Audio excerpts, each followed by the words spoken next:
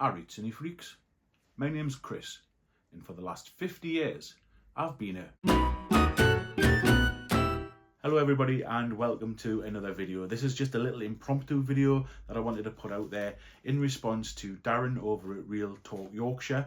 He's another YouTuber who collects physical media, and he's put together 7 questions about his films and collection, and he's asked other people in the community, or the collectors, or the people on YouTube and wherever, what their answers would be to these questions. So I've written them all down, Darren, and this one is for you, mate. Let's crack on with it. Question 1. First film I remember watching that made me fall in love with movies. Okay, so it's got to be about 1986, 9 years old, coming up to 10. My parents had just got a VHS recorder, and up until that point I'd only really been watching BBC, ITV for cartoons. I'd had seen films before, but nothing that I can remember. But then my dad introduced me to the film The Champ with John Voight in it, and spoiler alert, at the end it gets very sad and the little boy cries his eyes out, as did I. I thought I'd just witnessed someone dying in real life. Once my dad explained to us what film was, I really understood filmmaking and acting and what goes on, and from an emotional point of view, how that made someone else feel, and that's where my love for films came from. So thank you very much for that. Question number 2. Oh, by the way, I don't have The Champ on DVD yet, but it's on my hunt list. Question 2. What is the oldest DVD that I own? Okay, for this one, I've got 2. I bought them both on the same day, and what happened was, it was summer 2000. I'd just returned to Newcastle after living in London and Ibiza and travelling around. I was back in Newcastle. I was just getting myself on my feet, and I wanted to buy a DVD player. So I bought a DVD player. I think it was 200 quid, something like that. And I went to the shop and I bought Deep Blue Sea.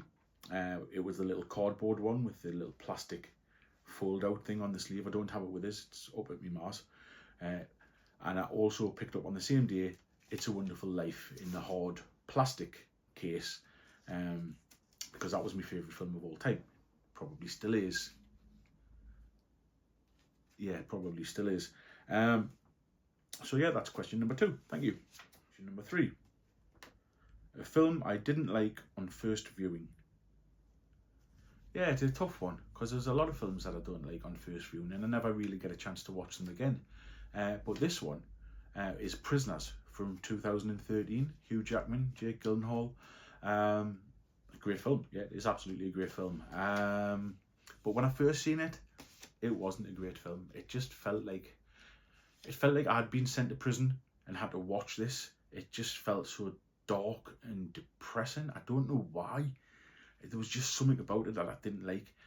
Anyway, one of my best mates loves the film, and he said that I was wrong, and he insisted that I try it again. So a couple of years ago I watched it again, and he was absolutely right. Of course he was right. It's a great film, one of the best films, and it's currently sat in my top 10 for 2013, and that's a little sneak peek for the quiz, so you know one of the answers.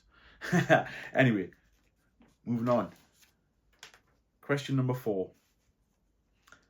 A film with an excellent soundtrack, but the film isn't well known.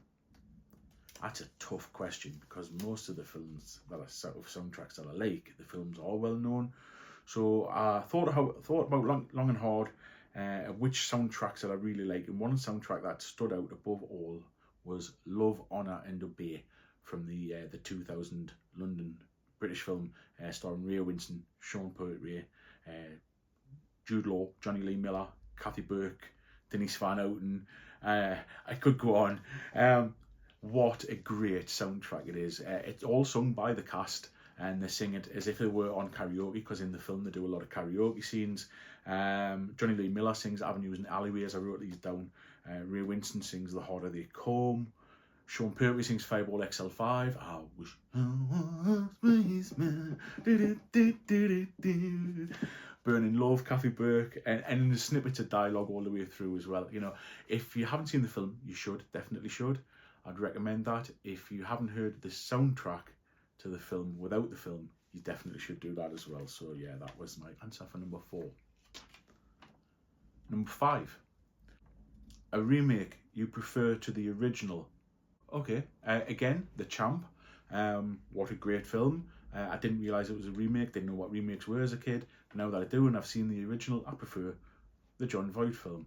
Another remake that I prefer, which I do own on DVD, is from 1983, Al Pacino's Scarface. Far better than the original.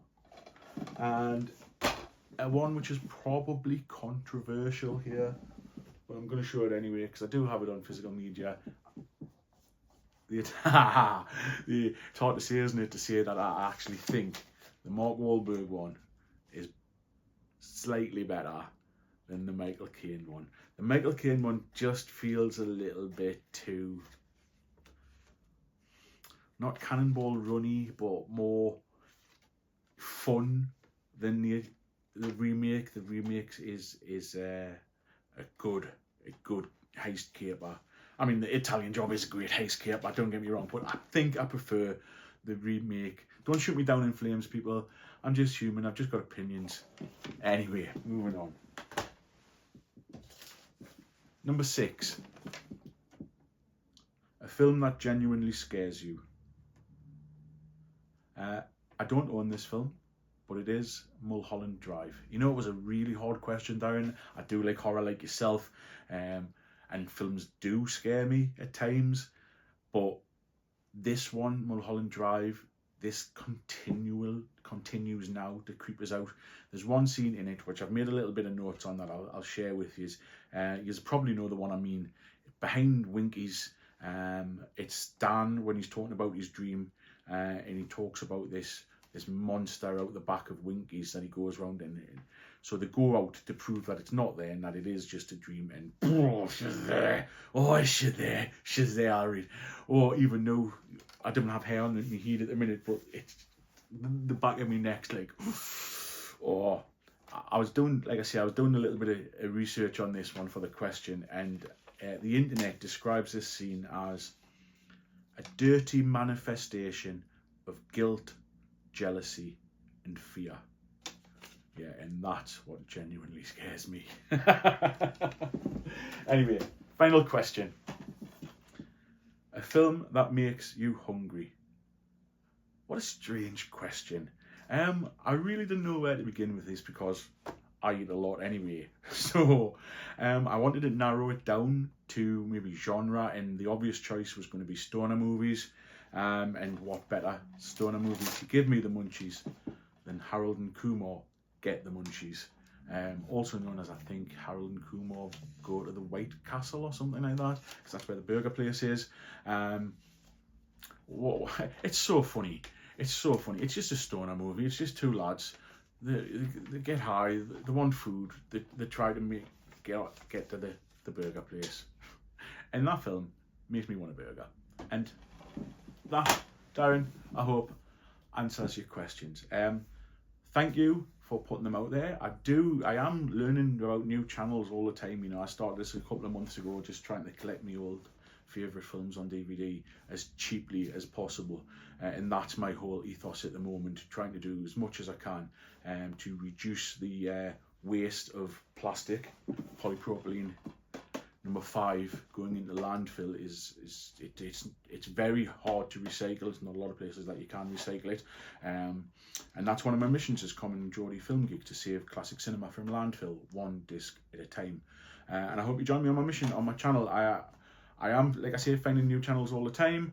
I have a top 10 film quiz coming out on Sunday at 4:20, obviously, and that is of 1986. So until then, gan canny.